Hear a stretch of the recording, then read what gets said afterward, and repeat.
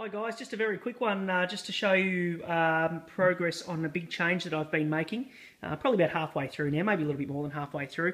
I've wanted a third track for a while, and as you probably remember, I've got the two main tracks. I've got the outer track which splits off into two going into the station, then back into one. And I've got the inner track, the same thing, splits off into two, connects back into one, and we've got a short siding coming off that second track there. And then of course the inner track connects onto the outer track. And then I also have a point over here where you can connect them back onto either track, and this track here goes off into the engine shed. The only thing I haven't been happy with for a while, I guess, is the fact that the outer track has such a long run to it. I mean, if you run a train at scale speed, it takes near on, depending on what sort of loco it is, obviously, near on 2 minutes to complete a whole loop.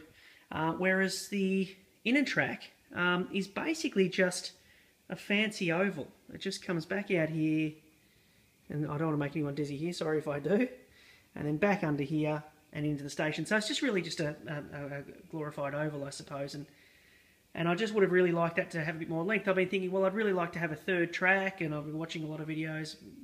A lot of you guys have got 4 tracks, 3 tracks. You know, it gives you a bit more scope. So I thought, well, maybe I can put a third track in, and I have finally devised a way that I can do it. Now, what I've done is all of this track here is just laid higgledy-piggledy on top of each other. It's purely just to give me a visual on the way the track is going to run. So it's not tacked down or anything. What I had to do, as I guess a fairly major thing, was the bridge here I'd already ballasted. So I had to scrape all of that ballast off and vacuum it up, and made an awful mess. But I managed to do it and keep the bridge intact. So now this bridge has always been wide enough for a double track, but I ended up just doing a single track, which I was never really that happy with because it looked like the bridge was just far too big, and I was almost going to cut it down a couple of weeks ago. But now I've got 2 tracks on it, and it is perfect finally. I'm going to put a corner on there, obviously, because that's not enough if you've got bridge sides, and that'll be fine. And I'll have the 2 tracks running alongside each other down here, and then this is the third track, by the way, where my finger is here. I've put a bridge spanning across over the tracks there just after the station, so not intruding on the station space at all, just after the station, and between these 2 ridges here, which kind of worked out really well as well. Nothing planned there, but I didn't know what I was going to put in that area. It was a dead space, and now I've got a track running through it, which I think is quite nice. Here I'll have a double portal, as I will over here, a double portal, and of course a single portal there. And I'll have this bridge here, which I've got coming right the way across here, connecting into here. As I say, it's all very rough and ready. It's all just very, my bench work's never very, never very neat. I'd much rather you see my bench work when it's got scenery covering it.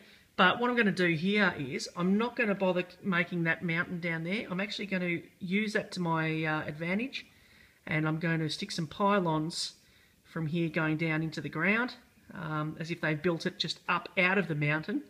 And I'll stick those same pylons, stabilising it as we go along, and they'll just be dowel or something like that. That'll be made to look like concrete pylons and something like that.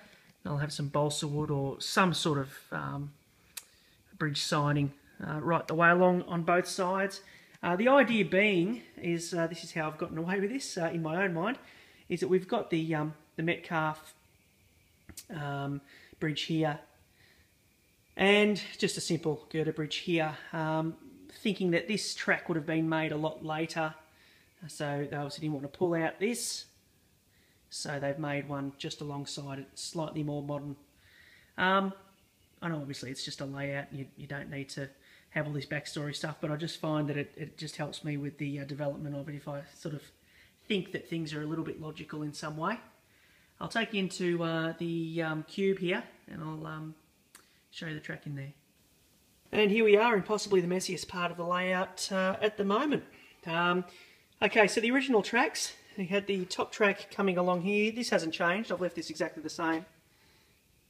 Going out the hole there on the side of the mountain. Take you back around here, we've got the other track coming in here, fairly tight loop. and back up through there.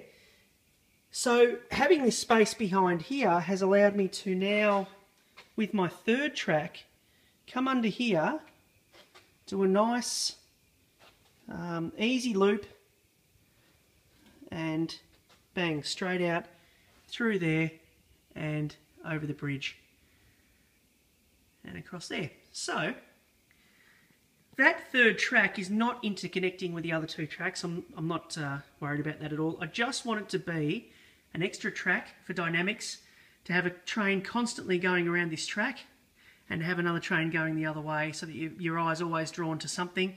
It'll disappear into here for 10-15 seconds while another train's coming out or another train's coming in down the bottom there, or whatever the case may be.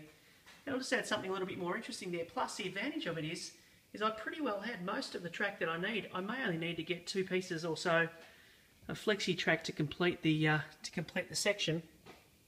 And also by having these holes here, from a videoing point of view, might allow me to have some fairly nice shots of the train coming towards us and things like that once all scenic, of course. So yeah, I'm pretty happy about finally finding a way to put in the third track. Also having most of the materials, so cost-wise it's not really going to cost much at all, actually. Just a quick overview of this area showing the new loop, which is, I'll try and point to it, that loop there, coming around. So it's an easy loop. It shouldn't be anything that the trains will struggle with. It's just a normal set track Pico set track loop. So I also, in the process of this, I actually had to build up the side that I'd already cut out. I had to build up this side here to incorporate that loop. So what I did then was I cut more out of under that side there, to give me enough space to actually stand in there. So I've still got a nice enough space to stand in there to handle derailments and things like that. A bit more work to go on in there with barriers and such, so that the trains don't fly off the tracks and smash on the ground. But that's easy enough to do.